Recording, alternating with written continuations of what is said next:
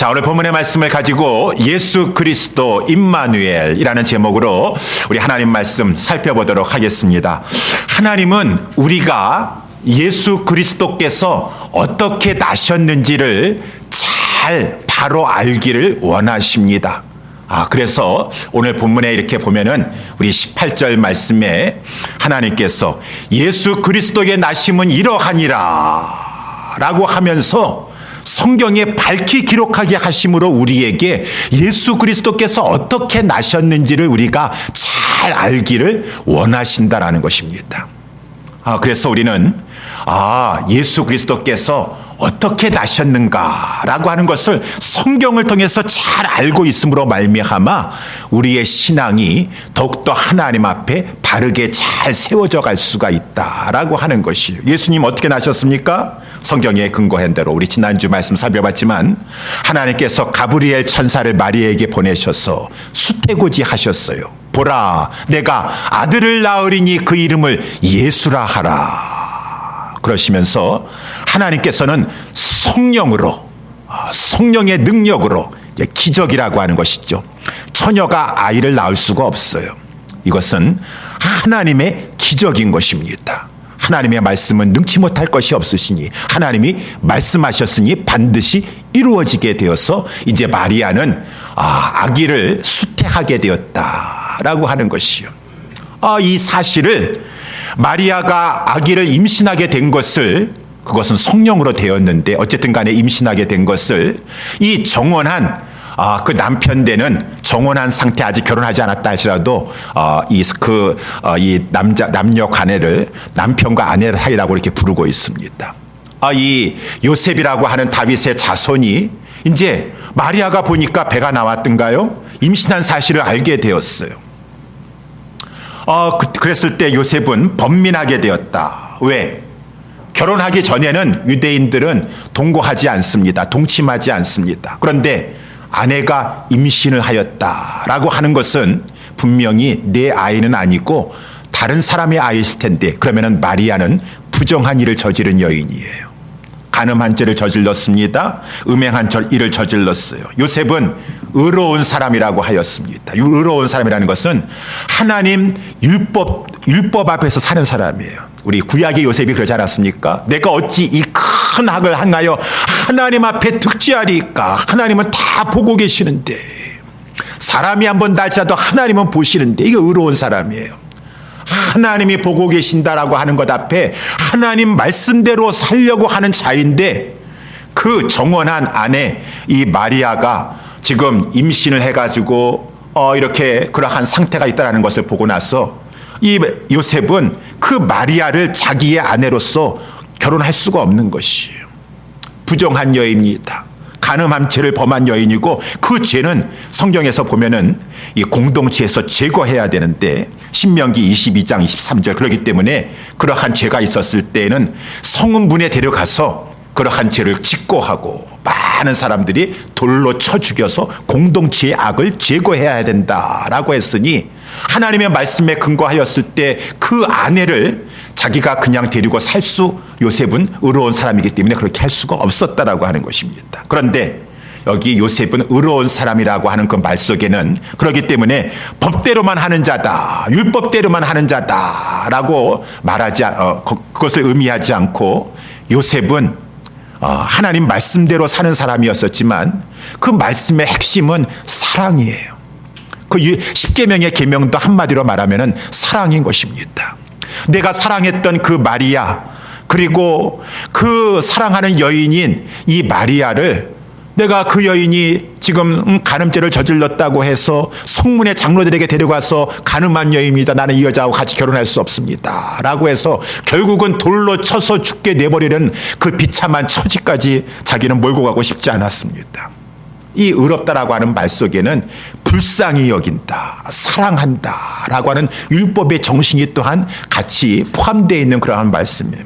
그래서 요셉은 마리아를 그냥 그 상태로는 데리고 살 수 없어요. 그렇다고 해서 저를 법대로 처리할 수도 없는 것이고, 그래서 요셉은 우리 마리아를 가만히 그 관계를 끊어야 되겠다 라고만 이렇게 생각하고 있었습니다. 그때 하나님께서 주의 사자를 통해서 꿈속에서, 요셉의 꿈속에서 말씀하셨으니, 그것이 이제 오늘 본문의 22절 보면은, 다윗의 자손 요셉아, 우리 22절에 보니까 내 아내 데려오기를 두려워하지 말라라고 하는 것이에요. 이 요셉이 하나님의 말씀을 어기면서까지 그 아내를 아내로 결혼하려고 하는 것은 하나님 앞에 죄를 짓는 것이니 두려워하여서 내 아내 데려오기를 두려워하지 말라라고 이렇게 말씀하셨습니다. 그러면서 이 모든 일에 저에게 잉태된 것은 성령으로 된 것이니라 라고 말씀하시면서 아들을 낳으리니 이름을 예수라 하라. 이는 그가 자기 백성을 저희 죄에서 구원할 자이심이라. 이 모든 일에 된 것은 이미 하나님께서는 구약에서 선지자를 통해서 예언하셨으니, 이사야서 7장 14절에 보게 되면은, 오늘 23절에 보면, 보라 처녀가 잉태하여 아들을 낳을 것이요 그 이름은 임마누엘이라 하리라 하신 말씀이 있지 아니하느냐. 하나님께서 기적을 베푸실 것이다. 하나님의 뜻을 이루기 위해서 처녀가 잉태되는 일이 있을 터인데, 그 처녀로 예언되어 있는 그 사람이 너가 정원한 그 마리아니라. 마리아는 부정한 일을 저질러서 임신한 것이 아니라 하나님의 뜻 가운데 하나님의 일을 이루려고 성령으로 말미암아 잉태된 것이니, 너는 그 아내를, 그 마리아를 취하는 것이 하나님 앞에 범죄하는 것이 아니니 그 아내 데려오는 것을 하나님 앞에 두려워하지 말아라 라고 이렇게 천사가 꿈속에서 알려주게 되었어요. 24절에 보니까 요셉이 그렇군요, 마리아가 부정한 일을 저지른 것이 아니라 하나님의 역사로 말미암아 잉태된 것이군요 라고 하면서 잠을 깨어서 순종했습니다. 주의 사자의 그러한 분부대로 행하여 그 아내를 데려왔다. 그리고 이는 성령으로 잉태된 아기니까 내가 그와 결혼할 때까지는 동침치 않아야 되겠다라고 했더니, 이제 드디어 그 아기가 태어나게 되매 그 하나님의 말씀, 사자를 통한 그 하나님의 말씀대로 그 이름을 예수라 하였다라고 하는 것이 하나님께서 우리가 알기를 원하시는 내용이에요. 예수 그리스도의 나심은 이러하니라 라고 하면서 성경에 기록된 내용이라고 하는 것입니다. 이 말씀을 통하여, 이 역사적인 사실을 통하여서 하나님께서 특별히 우리에게 이 예수 나심에 무엇을 알기를 원하느냐. 저는 오늘 본문의 말씀을 가지고 두 가지 점, 특별히 하나님께서는 이 그리스도로서 나신 이 아기는 이름을 예수로 해야 된다. 우리 누가복음 1장 31절에서도 보라 내가 아들을 수태할 것인데 그 이름을 예수라 하라 마리아에게도 말씀하셨고, 오늘 본문에서는 또한 요셉에게도 그 이름을 예수라 하라 라고 말씀하셔서 요셉이 그 이름을 예수로 했다, 예수로 하라, 예수로 했다라고 하면서 그 오신 바에 이 아기의 이름은 예수로 해야 된다. 그 예수의 이름이 뜻이 무엇이냐? 오늘 본문에 21절에 나와 있는 대로 구원자라고 하는 뜻인데, 여호와께서 구원하신다. 근데 무엇에서 구원하신다? 자기 백성을 저희 죄에서 구원하신다 라고 하는 그러한 뜻을 가지고 있으니, 이 본문의 말씀을 통하여서 특별히 그 이름이 예수라 하라, 그 이름이 예수여야 된다라고 하는 것을 하나님께서 우리로 하여금 알게 하시니까 강조하십니다. 두 번째는 이제 우리를 구원하시기 위해서 온 이 그리스도, 이 아기 이름이 예수라고 하였습니다. 그는 하나님이신데 인간의 몸을 입고 우리 가운데 내려오셨다. 그래서 그는 임마누엘이다. 하나님이신데 이 땅에 오신 것이다. 그래서 23절에 보니까 보라 처녀가 잉태하여 아들을 낳을 것이요 그 이름은 임마누엘이라 하셨으니 이를 번역한즉 하나님이 우리와 함께 계시다 함이라. 그래서 저는 오늘 이 두 가지 점을 가지고 그 예수님의 칭호를 중심으로 하여서 하나님이 우리에게 알기를 원하시는 그 내용의 말씀을 살펴보기를 원합니다. 첫 번째는 그 이름이라고 하였습니다. 예수님의 이름, 예수. 이 예수라고 하는 이름의 뜻은 여호와께서 구원하신다라고 하는 뜻을 가지고 있어요.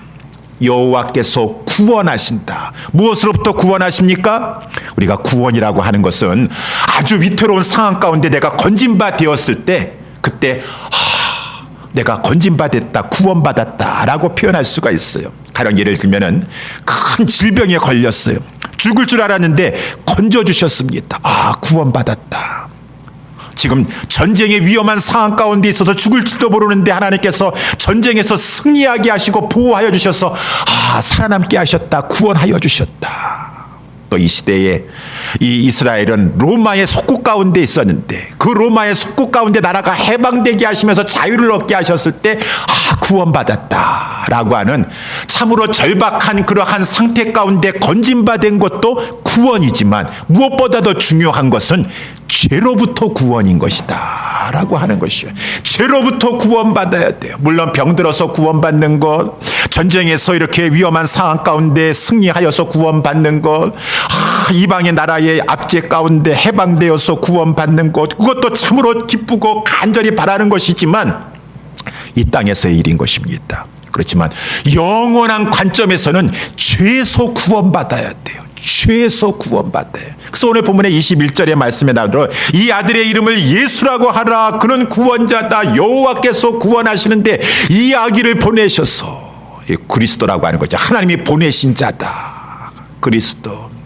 이 자를 통하여서 구원하신다. 자기 백성을 죄에서 구원하실 자다. 그래서 21절에 아들을 낳으리니 이름을 예수라 하라. 이는 그가 자기 백성을 저희 죄에서 구원할 자이심이니라 라고 이렇게 말씀하셨어요. 여기 자기 백성은 하나님의 백성들이에요. 하나님의 백성들은 죄를 많이 짓겠습니까? 죄를 짓지 않겠습니까? 하나님의 백성들인데요. 그래도 죄는 많이 안 짓고 살겠지요. 하나님의 택하신 백성들 아니겠습니까? 라고 생각할지 모르겠는데 여러분들은 어떠세요? 여러분 하나님의 백성이시죠? 하나님의 자녀시죠? 죄 많이 짓습니까? 죄 짓지 않습니까? 이제 이 말씀을 자기 백성을 저희 죄에서 구원할 자로 예수님께서 2000년에 오셨을 때 그 당시에 자기 백성으로 여겨졌던 이스라엘 사람들, 유대 사람들은 죄를 많이 지었든가 죄를 많이 짓지 않았든가. 겉으로 봤었을 땐 죄 많이 안 지었을 것 같아요. 그 당시에 또 중국 사람이나 한국 사람이나 다른 나라 유럽 사람들에 비해 봤었을 때 그 하나님의 백성 구약 시대부터 내려왔던 그 이스라엘 백성들이 무슨 죄를 많이 저질렀겠습니까? 그렇습니까? 성경에 보니까 그렇지가 않더라고요.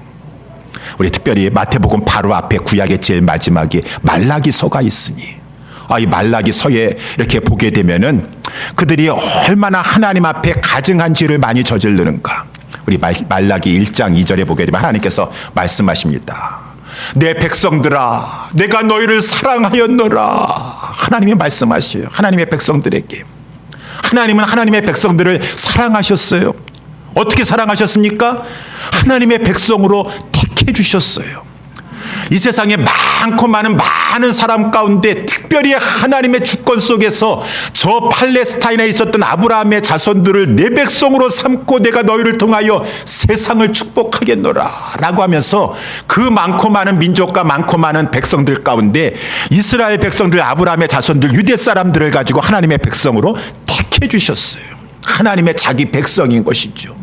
그랬으니 저들은 사랑을 입은 자들인 것입니다. 내가 너를 선택하였느니라. 내가 그 뱃속에 있는 쌍둥이라 할지라도 에서와 야곱이 있다 할지라도 하나님께서는 나기도 전에 무조건적으로 하나님께서는 에서를 미워하시고 야곱은 사랑하셨으니 미워하셨다는 것은 택하지 않으셨다는 것이 에서는 택하지 아니하시고 그 중에서 야곱을 택할 정도로 하나님께서는 너는 내 것이니라 라고 하면서 선택을 입은 사랑, 선택적인 사랑으로 이스라엘 백성들은 사랑을 입었어요. 그런데 말라기서에 보니까 이스라엘 사람들아 내가 너를 사랑하였노라. 내가 너희를 선택하였노라. 그런데 너희들은 나를 멸시하고 있노라.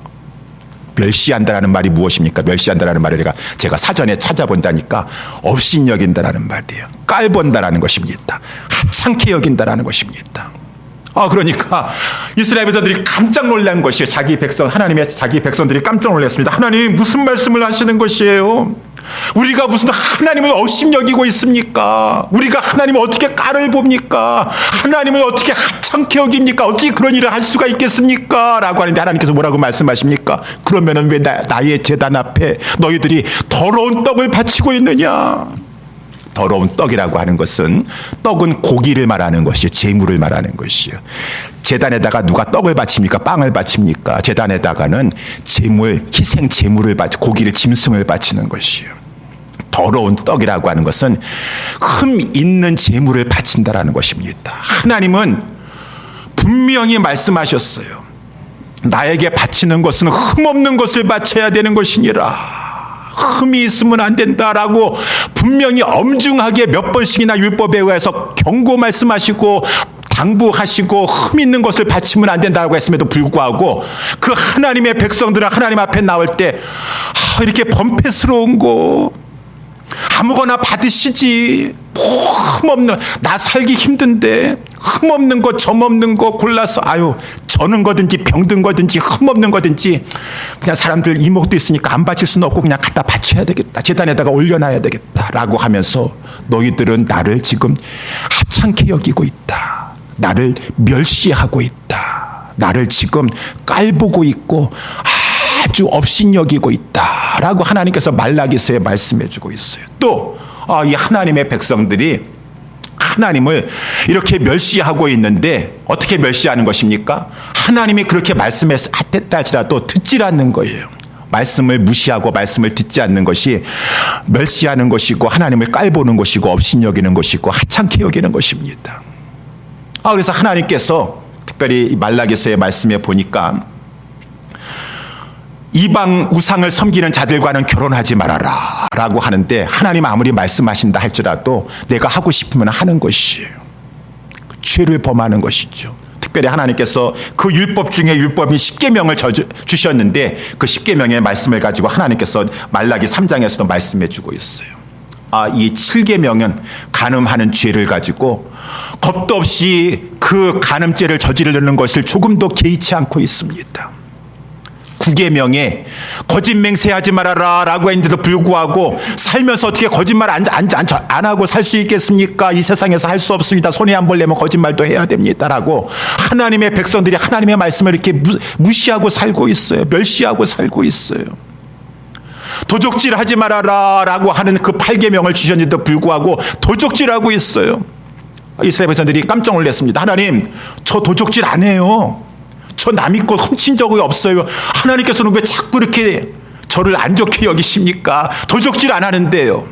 하나님께서 뭐라고 말씀하셨죠? 남의 것 훔쳐야지만 강도질 해야지 도적질인가요? 왜 너의 가게 밑에서 일하는 종업원 그 품꾼에게 싹쓸 왜 제때 주지 않고 정당하게 줘야 될 것을 주지 않으면서 그 종업원 억울하게 하느냐? 그것이 바로 그 연약한 사람 것 빼앗는 도적질을 하는 것인지를 왜 알지 못하느냐? 왜 고아와 과부와 같이 힘없는 사람 것을 가지고 등을 쳐가지고 그것까지도 빼앗으면서 너는 남의 것을 빼앗는 도적질하고 살고 있느냐? 왜 너는 그 나그네와 이방인 같이 외국 노동자들 그저 신분도 안정이 되지 않아가지고 지금 일하려고 하는 그러한 나그네와 같은 자를 그렇게 억울하게 하면서 너의 부만 축적하면서 남의 것을 빼앗는 도적질하고 살고 있느냐? 왜 하나님의 말씀을 어기고 도적질하고 살고 있느냐? 이스라엘 백성들이 그렇게 살았다라고 하는 것이죠. 근데 하나님께서 또 말씀하십니다. 너는 세상에 나가서 도적질을 할 뿐만 아니라 하나님의 집에 들어와서도 도적질을 하는구나. 예? 하나님, 제가 무슨 하나님의 집에까지 와서 도적질을 한다 그래요? 저는 교회에 있는 물품 가져간 도적질 한 적도 없어요. 하나님이 말라기서 3장 18절에 말씀해 주고 있기를, 너가 하나님의 것을 빼앗아 가고 있지 않느냐? 하나님 앞에 마땅히 바쳐야 될 11조와 헌물이 내 것임에도 불구하고 너는 나에게 온전한 11조를 드리지 않고 있으니 내 앞에 내 말씀을 무시하고 살고 있고 멸시하고 업신여기고 깔보고 있으면서 너는 하나님 앞에 지금 죄를 짓고 있느니라. 하나님의 백성이라고 하는데 오히려 하나님의 말씀을 안다고 하면서도 더 죄 가운데 살고 있었어요. 죄 가운데 있어요. 하나님께서 말라기 4장에도 보니까 뭐라고 말씀하시냐면은 저들이 하나님 앞에 말을 하는데 겁없이 막 하나님 앞에 듣고 계시는데 이런 말을 하는 것이에요. 야, 하나님 믿어봤자 소용없네. 하나님 열심히 믿는다고 해서 무슨 유익이 있으리요? 차라리 교만한 자가 복을 받고, 하나님을 시험치 말라고 했는데 하나님을 시험해가지고 하나님을 좀 이렇게 막 시험할 정도로 죄를 지으면서 하나님 저 죄 짓고 있어요. 하나님 시험하는 것이요. 그렇게 하더라도 불구하고 벌 받지 않냐고 잘 나가는 것 같아요. 그러니까 저들이 속으로 생각했습니다. 하나님의 백성이라고 하는 자들이, 야, 하나님 열심히 믿어봤자 유익한 것이 없구나. 차라리 저런 사람들처럼 그냥 하나님 대충 믿고 나 중심으로 살아가고 나 유익만 추구하고 살아간다 할지라도 잘 되고 복 받는다라고 이렇게 생각했는데, 하나님께서는 그들이 하나님 앞에 그런 말을 했다라는 것이, 하나님, 저는 그런 생각을 품은 적은 있지만은 입 밖에 어떻게 그런 말을 할 수가 있겠습니까? 말한 적은 없습니다. 하나님께서 말씀하시기를, 꼭 입술로 말을 해야지 말한 것이에요. 하나님은 생각을 품은 것까지도 마음속에 품고 삶으로 그렇게 살아가는 거, 하나님 앞에 열심히 내봤자 유익한 것이 없으니까 대충 나도 믿음 없는 사람처럼 그렇게 살아야 되겠다고 하는 것이 나에게 더 유익할 것인데, 그렇게 말은 하지 않지만 사는 것이 하나님 앞에 말씀하고 있다, 말하고 있다. 너희들은 나를 대적하여 이런 말을 하고 있다라고 말씀하고 있으니, 말라기서 마태복음 바로 직전에 나와 있는 그 하나님의 백성이라고 하는 그 자들의 죄가 가볍지가 않습니다. 하나님의 말씀을 알고 있으면서도 하나님을 멸시하고 하나님의 사랑을 받았다 하면서도 하나님의 그 사랑을 오히려 하나님의 은혜를 하나님을 업신여기면서 깔보면서 하나님을 하찮은 존재로 여기면서 죄 가운데 살고 있었다라고 하는 것이 성경에서 보여주고 있는 것이죠. 여러분 같았으면 어떻게 하시겠어요? 여러분은 내가 그래도 선택해 줬다라는 거 한 것처럼 나는 그 사람을 사랑했고 그 사람을 만났고 했는데도 불구하고 그 사람이 나를 하찮게 여기고 깔보고 계속해서 나 멸시하고 나를 이렇게 업신여기는 그러한 말을 하고 그러한 행동을 하면 같이 살 수 있겠습니까? 그렇게 하실 수 있겠어요? 그렇게 할 수 없죠. 업신여기고 멸시당하고 계속해서 그렇게 살 수 없죠. 하나님은 법대로 하면은 그러한 죄, 오히려 알지 못하는 저 불신자보다도 안다라고 하는 하나님의 말씀을 안다라고 하면서 또 가증스럽게 하나님 앞에 더 범죄하고 있고 불순종하고 있는 하나님의 백성은 구원할 가치가 없어요. 제대로 살다가 죄에 맞는 형벌을 받아서 이 땅에서도 하나님의 벌을 받다가 영원한 하나님의 심판대 앞에 서서 하나님의 심판받고 영원한 형벌 가운데 떨어져 마땅할 하나님의 백성, 이스라엘 백성들이라고 하는 것입니다. 하나님께서 마치 요셉이 법대로만 하면은 마리아가 정말 부정한 일을 저지른 것 같은 그러한 여인이니까 결혼할 필요 없어요. 그냥 성문에 데려가가지고 장로들한테 고해가지고 법대로 돌로 쳐서 죽도록 그 비참한 지경에 내버리면 되는 것이요. 그런데 하나님이 의로우신 하나님이시라. 하나님은 그 모든 것 가운데 우리를 법대로 버리실 수 있으셨고, 또 하나님은 거룩하신 분이시기 때문에 죄를 용납하실 수 없으시지만 하나님은 그것과 함께 우리를 불쌍히 여기셨어. 돌로 쳐 죽임을 당하는 그러한 자리에 내몰고, 나는 다시는 너와 같은 자와 나를 멸시하는 자와 나는 내가 그렇게 사랑했는데 부정한 일을 저질렀어. 나는 너하고 더 이상 이제는 신랑과 신부 관계가 아니야. 라고 그 하나님께서는 버리지 아니하시고 그 당신의 백성을 불쌍히 여기셨어. 긍휼히 여기셨어. 하나님께서는 우리를 구원하시고자 구원자를 보내셨도다. 그렇게 안 하셔도 되는데 그냥 법대로 하시면서 재판장에 넘기셔가지고 영원한 형벌을 받아서 저 영원한 지옥의 형벌에 가도록 하나님께서는 공의의 하나님이 나타나시면 되는데, 하나님은 우리 성경에도 말씀해 주고 있는 것처럼 하나님께서 호세아서 11장 8절 9절에 그 간음하고 있고 그렇게 자기 남편 대신 여호와를 사랑하지 아니하고 세상만 바라보고 좋아하라고 하는 그 여인을 향하여서라도 하나님께서 말씀하시기를, 에브라임이여 내가 어찌 너를 놓겠느냐, 이스라엘이여 내가 어찌 너를 버리겠느냐, 내 마음이 내 속에서 돌이켜 나의 긍휼이 불보듯 하여서 나는 너를 버릴 수가 없도다. 나는 너를 놓을 수가 없도다.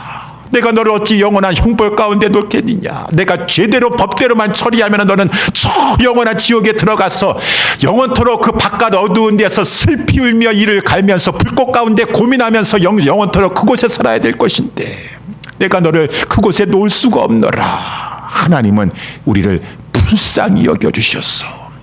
결국은 구원자를 보내주셨으니 그 구원자는 그리스도 밖에는 없습니다. 이 세상에 그 어떤 사람들도 다 죄인인데 죄인은 하나님의 단에 올라와서 속죄의 제물이 될 수가 없어요. 다 흠 있는 것이에요. 다 다 죄가 있기 때문에 흠있는 제물이 하나님 앞에 바쳐져서 속죄의 제물이 될 수가 없어요. 속죄의 제물이 될 수 있는 분은 하나님밖에 없으세요. 죄 없으시고 거룩하신 하나님밖에 없으신데, 그 하나님이 당신의 사랑하는 성자 하나님을 우리를 위하여서 그 그리스도를 이 땅에 보내주셔서 그가 육신의 옷을 입고 이 땅에 태어나셨으니 그 이름을 구원하실 자이니 저희 그 백성들, 그 죄짓고 사는 그 백성들을 자기 죄에서 구원할 자이시니 그 이름을 예수라 하라. 예수라 하라. 예수라 하라. 내가 내 백성을 구원하겠다. 저들의 그 죄에서 구원하여 줘서 영원한 그 멸망에 들어가지 않게 하여 주겠다.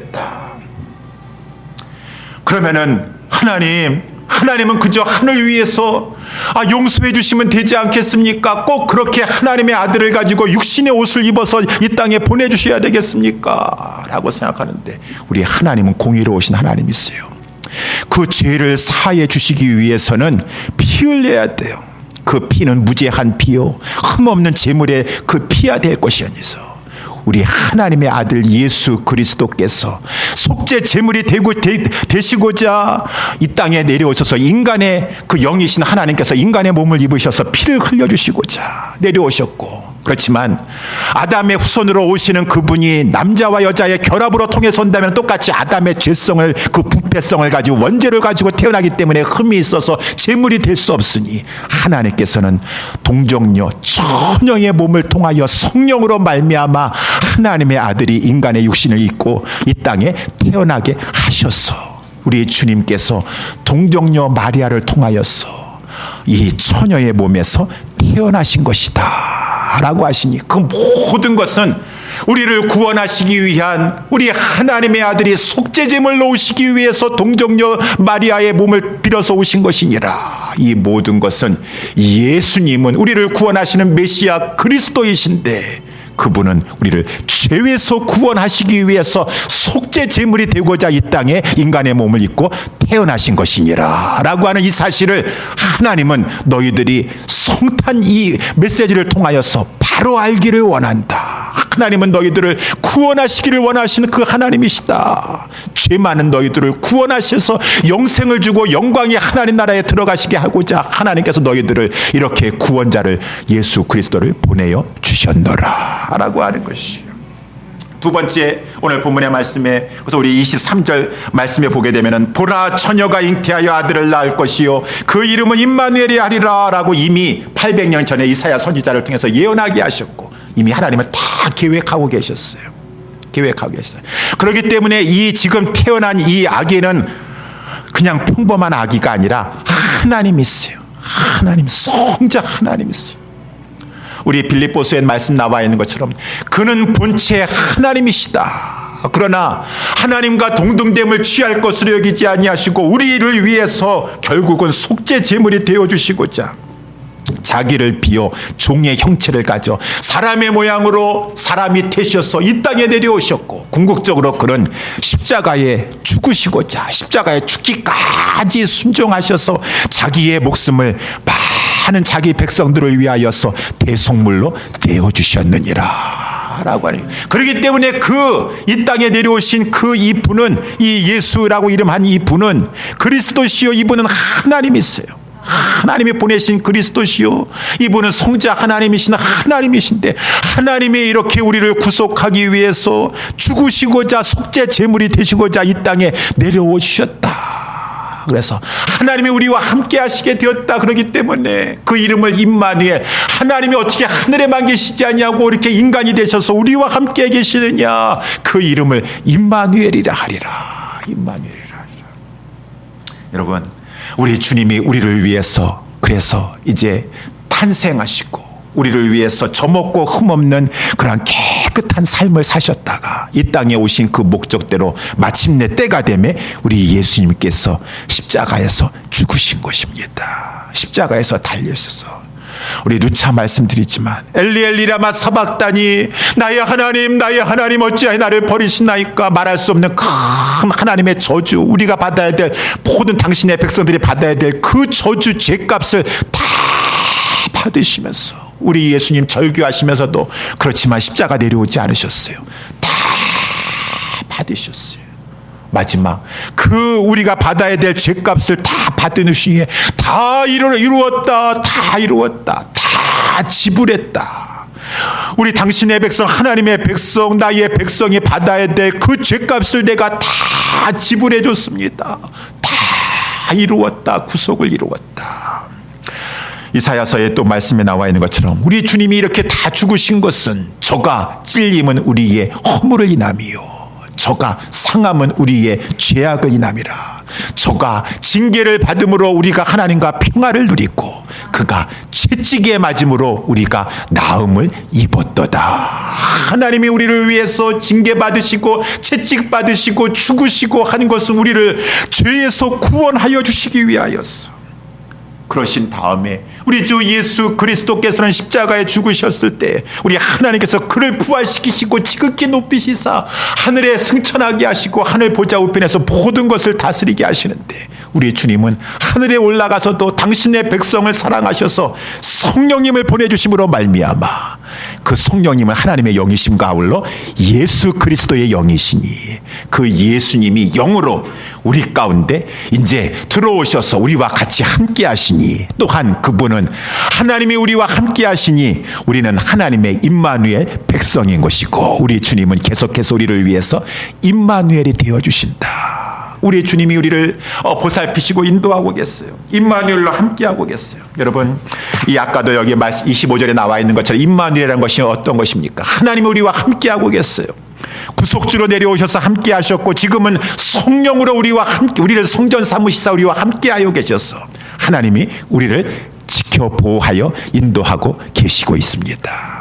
여러분, 우리 누가복음 아니야 이사야서 우리 7장에 보게 되면 이 보라 처녀가 잉태하여 아들을 낳을 것이요, 우리 이 말씀에 나온 배경은 이사야서에 보게 되면은 그때 저 이 남유다 아하스 왕 때 저 북쪽에 그 아람 군대 왕과 그 다음에 이 북이스라엘 이 왕이 동맹을 맺어서 아람 왕 르신과 저 북이스라엘의 에브라임의 왕이었던 르말리아의 아들 베가가 동맹을 맺어가지고 연합군을 가지고 남유다를 침공하게 되었어요. 예루살렘을 침공하게 되었어요.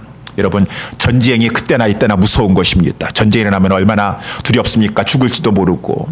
그러니까 막 전쟁이 저들이 연합군대를 맺어가지고 막 예루살렘을 침공하여 들여오고 있다라고 하니까 왕과 백성들의 마음이 얼마나 두려움과 공포에 사로잡혔든지 성경은 말씀해 주시기를 살림이 바람에 흔들리는 것 같았다다. 요즘에도 막 그때 막 눈보라가 치고 막 바람이 많이 부니까 막 창가에서 막 바람이 막 흔들리면서 막 요동치는 막 소리가 들리는데 막 백성들의 마음이 갈피를 못 잡는 거예요. 죽음의 공포, 두려움, 불안함, 그러한 것 때문에 막 그냥 왕과 백성들의 마음이 살림이 바람에 흔들린 것 같았어요. 살림이 바람에 흔들린 것 같았어요.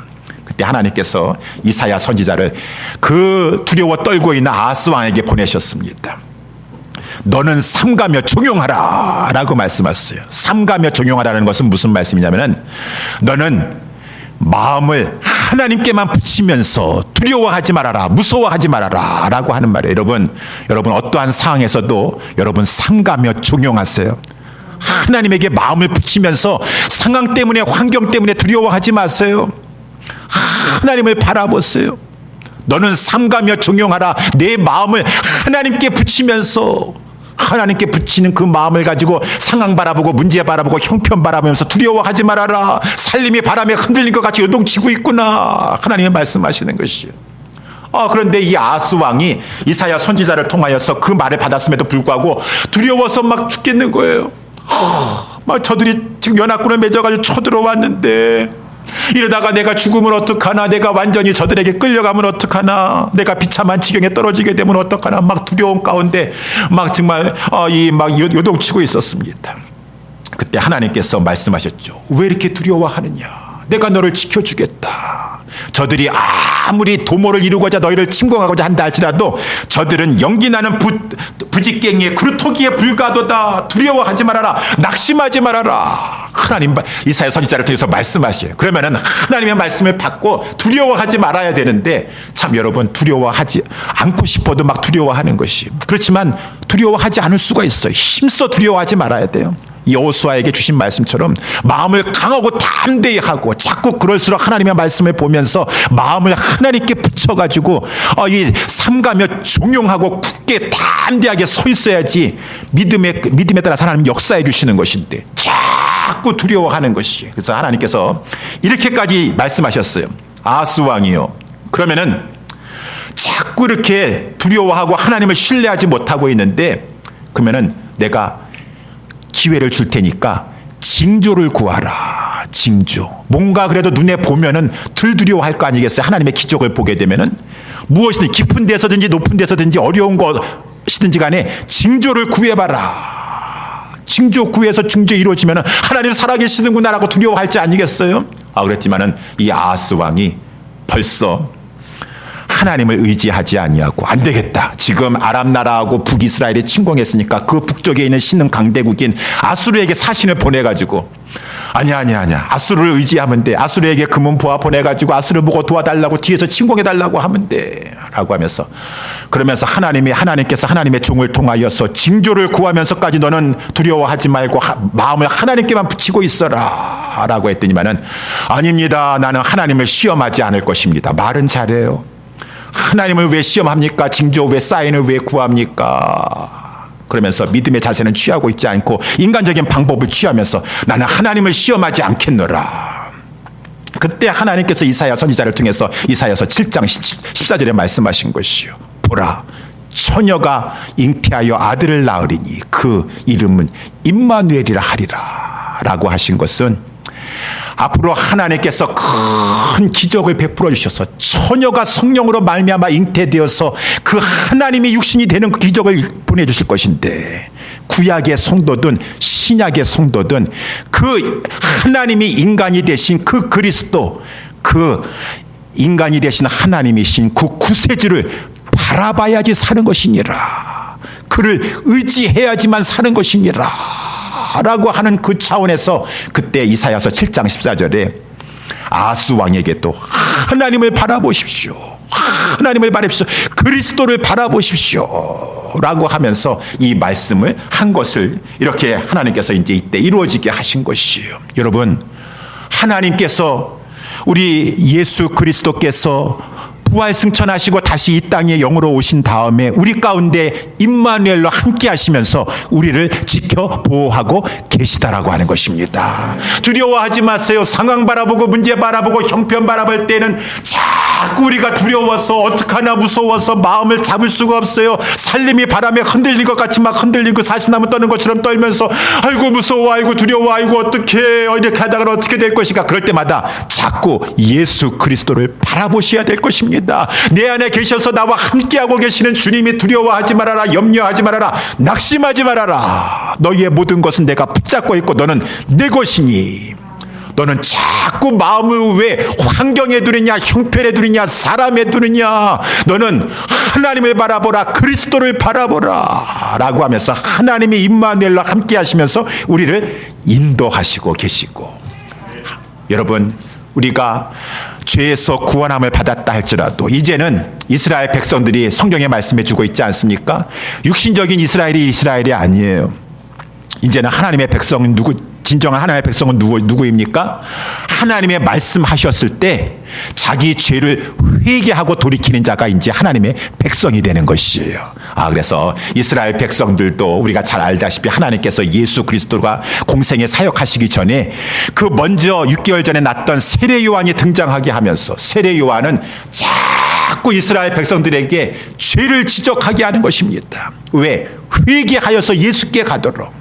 그래서 세례 요한이 하나님의 말씀을 받아서 우리 얼마나 마태복음 3장 2절에도 보게 되면 회개하라, 천국이 가까웠느니라. 너희는 주의 길을 예비하라. 아무리 잘 믿는 것 같다 할지라도 이스라엘 백성들이라고 하나님의 백성들이라 할지라도 그 종교 지도자들이라 할지라도 독사의 자식들아, 누가 너희를 가리켜 임박한 진노를 피하라 하더냐. 우리는 하나님의 자녀인데 임박한 진노를 왜 받습니까? 그러므로 회개에 합당한 열매를 맺고 속으로 아브라함이 우리 조상이라 생각하지 말아라. 아브라함 조상이라고, 아브라함이 조상이고 우리는 아브라함의 후손이라고, 하나님의 백성이라고 생각하지 말아라. 이제는 육신의 백성이 하나님의 자녀가 친백성이 아니에요. 이미 도끼가 나무 뿌리에 놓였으니 좋은 열매 맺지 아니하는 나무마다 찍어 불에 던지우리라. 손에 키를 들고 오실 그이는 자기의 타작마당을 정하게 하사 알곡은 모아 곡간에 들이고 쭉정이는 꺼지지 않는 불에 태우시리라. 그렇습니다. 우리 예수님 오셔서 복음을 또한 전파하시고 회개하라, 예수를 믿으라라고 복음을 전파하시면서 갈르시는 역사를 하시는 것이, 회개하고 돌아오는 자들이 있고 그 말을 듣고 나서 또 회개하지 않냐고 돌아오지 않는 자들이 있으니 우리 하나님은 타작마당에서 지금 키질하는 것 같이 지금 예수님은 이 땅에 오셔서도 심판자의 역할을 하시고 마침내 재림하셔서 완전히 그 심판이 드러나게 될 것이에요. 드러나게 될 것이에요. 그래서 하나님의 백성은 어떠한 자가 하나님의 백성이냐? 하나님의 말씀을 듣고 회개하고 돌이켜서 예수 그리스도를 믿고 하나님을 따르는 자가 하나님의 진정한 백성이 되는 것이고, 아무리 하나님의 말씀을 듣는다 할지라도 그 말씀을 회개하지 아니하고 돌이키지 아니하는 자는 무늬만이 하나님의 백성인 줄 모르겠지만은 그러한 자는 하나님의 백성이 아니라, 하나님이 영이 함께하고 계신 자가 아니라 변화가 일어나지 아니하고 돌이키지 아니하고 회개하지 아니하니. 여러분, 그래서 이제 물론 우리가 죄에서 구원함을 받지만 완전히 성화되는 건 아니지 않습니까? 이스라엘 백성들이 회개하고 하나님께 돌아왔다 할지라도 이제는 정말 하나님 앞에 흠없는 제물만 드리겠습니까? 또 하나님의 명령 모든 계명을 다 준수하겠습니까? 도적질하지 않고 살겠습니까? 하나님 앞에 조금도 하나님 믿어봤자 소용없네, 하나님 앞에 희생해봤자 헌신해봤자 소용없네, 그런 생각 조금도 하지 않고 살겠습니까? 살면서 또한 유혹과 시험에 찾아올 때도 있어요. 그렇지만 이제 임마누엘 백성, 하나님이 그 영에 들어와 계시는 하나님의 백성은 우리 성령님께서 우리와 함께 하시면서 책망하시기도 하고 깨우쳐 주시기도 하고 바른 길로 인도하여 주셔서 그러한 생각과 그러한 유혹이 들 때에도 회개하시게 하시고 돌이키게 하셔서 하나님 앞에서 임마누엘의 거룩한 백성으로 살도록 우리를 성화시켜 주신다라고 하는 것입니다. 사랑하는 성도 여러분들이여, 말씀을 맺도록 하겠습니다. 그래서 하나님은 우리와 함께 하시면서 우리 주 예수 그리스도는 우리를 위하여서 구속을 이루어 주셨고, 회개하고 예수를 믿은 우리에게 또한 들어오셔서 성령으로 들어오셔서 임마누엘 백성 삼아 주셔서 인도하고 계시는데, 끝까지 인도하시고 성화시켜 주심으로 말미암아 우리로 하여금 저 영원한 지옥에 들어가지 않게 하십니다. 영원한 불꽃에 들어가지 않게 하십니다. 마침내 성화시켜시고 깨끗하게 하시고. 그렇지만 여러분, 하나님 앞에 불순종하시면은, 하나님의 정말 자녀라고 한다면 성령 받은 그 영혼 속에 예수 정말 회개하고 믿어서 하나님의 영을 모시고 있는 하나님의 성전된 성도라고 한다면 하나님의 자녀이니 사생자가 아니시니 불순종하면 하나님께서 연단시키실 것입니다. 철저하게 깨닫고 죄를 버리게 하실 것이에요.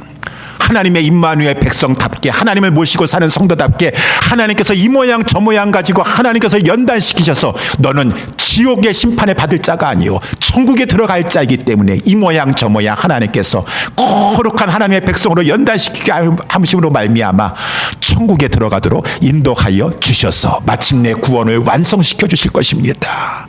우리는 이 성탄 주간에 우리 하나님 앞에 나와서 우리 이스라엘 백성들 살펴봤지만 이스라엘 백성들만 그렇습니까? 저와 여러분들도 마찬가지예요.